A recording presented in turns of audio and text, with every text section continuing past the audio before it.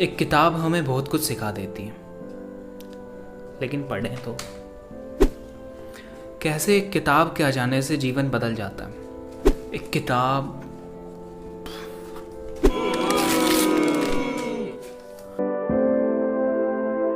School के शुरुआती दिनों से शुरू हुई ये खूबसूरत कहानी किस अंजाम तक जाएगी कोई नहीं जानता था।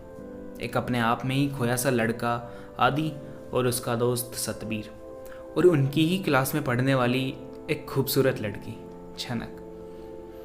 ये कहने में मुझे कोई एतराज़ नहीं है कि वो थोड़ी पागल, थोड़ी सी मैच्योर और हल्की सी पढ़ाकू लड़की थी। यूं ही कभी कुछ पढ़ने का मन किया होगा और लाइब्रेरी से जाकर एक किताब इशू करवा कर ले आई। दिन का लास्ट लेक्चर था और टीचर एब्सेंट। सभी व्यस्त थे एक दूसरे से बातें करने में।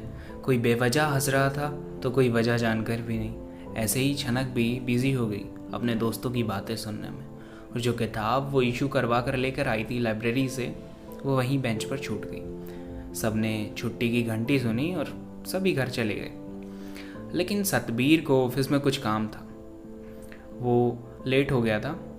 उसका बैग क्लास में रखा था और वो किताब भी। उसकी नज़र उस किताब पर पड़ी और उसने किताब उठाकर अपने बैग में रख ली। सोचा किसी की छूट गई होगी, लौटा दूंगा। अगले ही दिन थोड़ी बेसुध बिखरे हुए बाल छनक उस किताब को ढूंढ रही थी। 2-4 जनों से पूछती, फिर उनसे ना जवाब सुनकर परेशान होकर अपनी सीट पर जा खड़ी होती। उसने आदि से पूछा, बाकी क्लासमेट से पूछा, यहाँ तक कि उसने सतबीर से भी पूछा, लेकिन न जाने क्यों सतबीर ने कह दिया कि नहीं, मैंने ऐसी कोई किताब नहीं देखी। 1-2 दिन बीते। चूँकि सतबीर और आदि अच्छे दोस्त थे, तो सतबीर ने आदि को बताया कि मुझे एक किताब मिली थी, बेंच पर रखी हुई, छुट्टी हो चुकी थी, सभी जा चुके थे। सतबीर की मंशा उस किताब को अपने पास रखने की नहीं थी, बस वो छनक को थोड़ा परेशान करना चाहता था। फिर ये डिसाइड हुआ कि अगले दिन वो किताब छनक को लौटा देगा। बाय द वे अगले दिन आदि क्लास में जल्दी पहुंचा।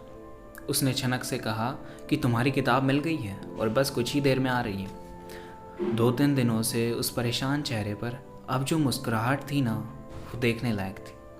छनक को विश्वास नहीं हुआ। वो क्लास में घूमते घूमते आदि से बार बार पूछ रही थी कि कहाँ मिली किताब, किसके पास थी, तुम सच तो बोल रहे हो ना? तो आदि बस यही जवाब देता कि मैंने आज तक तुमसे कभी झूठ बोला है? मानो जैसे दोनों सालों से एक साथ रह रहे हैं।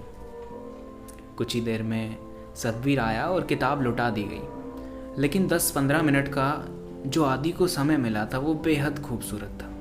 आदि कभी भी ये नहीं चाहता था कि छनक इस चीज़ का एहसान समझे। उसे उसकी मुस्कान और उसकी बेहद खूबसूरत बातें कहीं ना कहीं अच्छी लगी थी।